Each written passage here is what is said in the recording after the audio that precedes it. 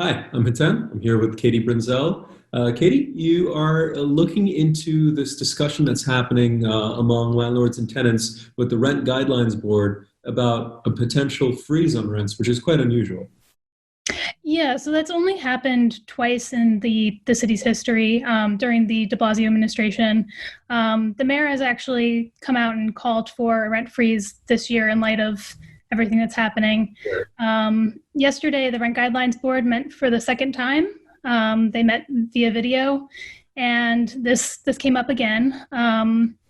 The board has two tenant reps on it, and one of them actually called for a rollback in rents, so like actually a decrease in rent stabilized Right. rents. Has that ever happened? That has not ever happened in the board's 50-year history.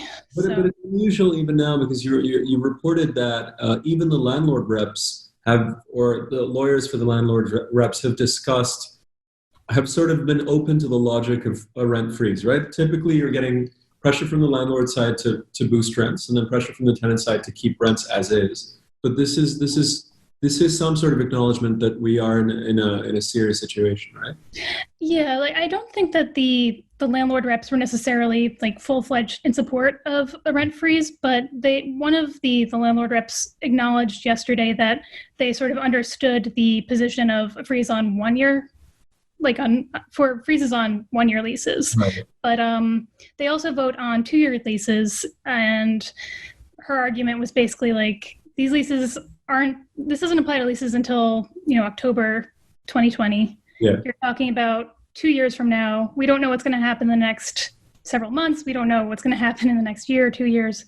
So she was saying that that would go too far. As in, we're being too hasty. Maybe the situation is completely normalized in a year or so. And why would we sort of in advance punish landlords, right? That was the argument. Right, exactly. And how big are we talking? I mean, we're talking about the city's rent stabilized housing stock. Now, can you sort of quantify how big a deal that is? Yeah, so at last count, there were nearly 1 million rent stabilized apartments in the city. That number is expected to, I guess, probably stay around the same, depending on how many units receive 421A in the next few years. Fewer units can be deregulated due to the changes to the state's rent law last year. So that's where the numbers are at right That's now. when the landmark decision on vacancy decontrol happened, right? Right. So vacancy decontrol was eliminated. There were other ways to increase rent through renovations that were significantly scaled back as well.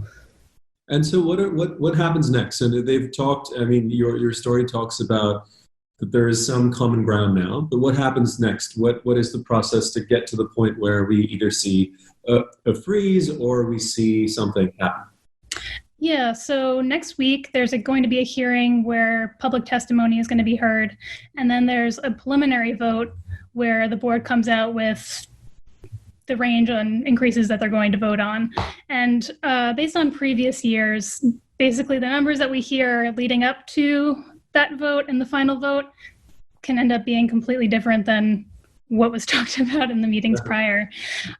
This year, though, because you do have this rent freeze on the table and you do have one of the landlord reps kind of resigned to the fact that that's a possibility, it seems more likely that at least for the 1 year leases we could see a freeze, but it's kind of up in the air at this And have you point. spoken with some of the landlords who own a large chunk of these apartments? What's sort of the mood there when you talk directly to the landlords?